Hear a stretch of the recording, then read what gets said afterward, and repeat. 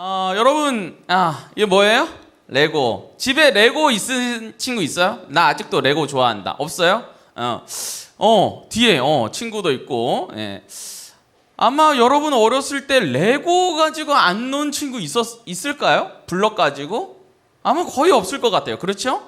북한에서 태어나지 않는 이상은 그러죠. 예. 세계적인 이 왕구 회사죠. 레고. 그런데 이 레고 회사도요, 위기가 있었어요. 그게 언제였냐면 1980년대였거든요. 그때 아날로그에서 디지털로 움직이게 되고요. 또 특허권이 그때 종료됐었어요. 그래가지고 순식간에 막 이제 여러 이제 짝퉁이라고 불리죠. 유사품들이 막 쏟아지기 시작했어요. 그래서 레고 회사가 전례 없는 큰 위기 가운데 있었습니다. 그래서 이것을 어떻게 할까 했는데, 그래서 이들이 행한 첫 번째 방법은 뭐였냐면 아동복이라든지 테마파크를 만들어가지고 다른 루트로 해가지고 이 회사를 살려보려고 했어요. 결과가 어떻게 됐을까요, 여러분? 잘 됐을까요, 안 됐을까요? 결과는요, 잘 되지 못했습니다. 오히려 더 회사가 힘들게 되었어요. 그래서 이 회사를 살릴 방법으로 새로운 젊은 CEO를 모셨는데 이름이 조금 들어보세요. 웨르겐 비트 크루트 슈토르프라는 이름이 상당히 길어요. 예. 이 사람을 모시고 왔어요. 그래서 이 사람을 통해서 어떻게 회사를 살릴까 해서 직원들이 다 모여서 회의를 했습니다. 이 CEO가 이 이름 기신 분이 직원들에게 물어봤습니다. 우리가 점차 디지털화가 되는 세상에서 레고의 미래는 어떤 모습이어야 할까요? 라는 질문을 했습니다. 여러분, 전 직원들에게 이 질문을 하고 나서 직원들이 아무 대답을 못할 때 이 CEO가 뭐라고 말했느냐면 Back to the 블록이라고 했습니다. 다시금 우리는 블록으로 돌아간다. 이게 뭘까요? 본질로 다시금 돌아가자는 거예요. 우리가 뭔가 놓치고 있다. 아동복이나 테마파크나 이런 게 집중할 때가 아니고 우리가 가장 잘하는 것, 그리고 레고의 어떻게 보면은 정신이 되는 이것을 절대 놓치면 안 된다고 해서 오히려 이 젊은 CEO는 1년에 1,000억 원을 투자해서 전 세계 아이들 노는 것을, 이 블럭을 가지고 노는 것을 연구하기 시작했습니다. 그러고 나서 여러분 어떻게 됐습니까? 이 레고가 여러분 각 집마다, 어린아이 집마다 레고 없는 집이 없습니다. 그러죠? 제 친구 목사님은요 아직도 레고에 미쳐 있어요. 그래가지고 무슨 레고 시리즈가 있고 또 뭐 무슨 유니크한 게 있대요. 그래가지고 레고 가지고 재테크를 하더라고. 그래서 80만 원짜리를 사가지고 조립해 놓고 있으면은 몇 년 있으면은 이게 워낙 희귀하기 때문에 200 얼마, 300 얼마 이렇게 올라가가지고 그걸 다시 팔기도 하고 그러더라고요. 어른들도 아직 레고에 빠져 있는 분들이 많습니다.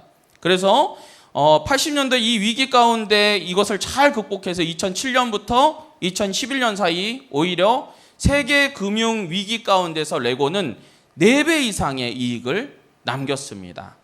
그들이 이렇게 성공할 수 있는 이유가 무엇입니까? 본질로 돌아갔기 때문입니다. 여러분, 우리 종교 개혁자들이 이 카톨릭의 부패 속에서 외친 단어가 뭐냐면은, 목사님 따라해 봅시다. 아드 폰테스. 딱 훈소를 좀 해봐. 아드 폰테스. 이게 뭐냐면 근원으로 돌아가자는 겁니다. 오늘 설교 진짜 짧아요, 여러분. 3분 안에 끝내줄게요. 그러니까 집중해서 보세요. 아드 폰테스. 근원으로 돌아가자. 그럼 우리 인생 가운데 우리 영혼의 근원은 무엇일까요? 그것은 한번 넘겨주세요. 바로 어디예요, 여러분? 맞아요. 예.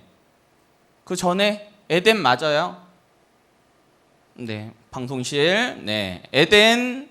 네, 바로 하나님께서 처음에 지으신 게 바로 에덴이에요. 여러분, 에덴은 어떤 곳인지 아세요? 다음 넘겨주세요. 여러분 9절에 보니까 보기에 참 아름답고 먹기에 좋은 나무가 있었어요. 그리고 10절에 보니까 근원이 되는 곳이 바로 이 에덴이라고 말하고 있습니다. 여러분, 우리가 사과를 먹으려면 어떻게 해요? 과수원 아저씨들이 어떻게 해요? 정말 그 나무를 관리하고 비료를 주고 열매 맺을 때 뭐 싸기도 하고 농약도 치고 여러 많은 일들을 하죠. 그렇죠? 그런데 에덴 동산은 그럴 필요가 없었어요. 때에 맞춰서 열매가 맺었어요. 그거를 먹기만 하면 되는 거였어요. 여러분, 이 에덴이라는 것은 무엇이냐면 샬롬, 즉 모든 것이 충족된 상태. 여러분, 그럼 얼마나 좋을까요? 우리 여러분들 왜 공부 열심히 하세요? 왜 예체능 쪽으로 나간 친구들 왜 그렇게 목숨 걸고 하세요? 그걸 먹고 살아야 하기 때문에, 그렇죠? 그런데 그 모든 것이 충족된다면 우리가 얼마나 편안할까요? 성적이 알아서 잘 나와 있으면 얼마나 좋을까요? 알아서 배불러 있으면 얼마나 좋을까요? 여러분, 그 모든 것이 충족됐던 것이 바로 이 에덴입니다. 시편 16편 11절 말씀에 보니까 주께서 생명의 길을 내게 보이시니 주의 앞에는 어떤 기쁨이 있습니까, 여러분? 충만한 기쁨이 있어요. 여러분, 우리가 본질로 돌아가서 예수 안에 있으면요, 이 기쁨을 누릴 수가 있습니다. 여러분, 베드로전서 3장 18절 말씀에 보니까요, 이 에덴을 잃어버린 자를 위해서 예수 그리스도께서 오셨습니다. 우리가 왜 본질을 잃어버렸어요? 죄의 문제 때문이에요. 죄가 우리 가운데 왔기 때문에 우리는 이 충족된 평안을 놓쳐버리고 샬롬의 하나님의 나라를 잃어버리게 된 것입니다. 사랑하는 여러분, 본질로 돌아갈 때 우리가 바로 이 에덴을 누리게 되는 것이죠. 여러분, 에덴을 누리려면 우리가 어디 갈 수 있어요? 어디 가야지만 꼭 이 에덴을 누릴 것처럼 생각하나요? 천국, 죽어서 가는 천국만 우리가 샬롬을 누릴 수 있다고 착각을 합니다. 하지만 이거는 철저한 착각이에요.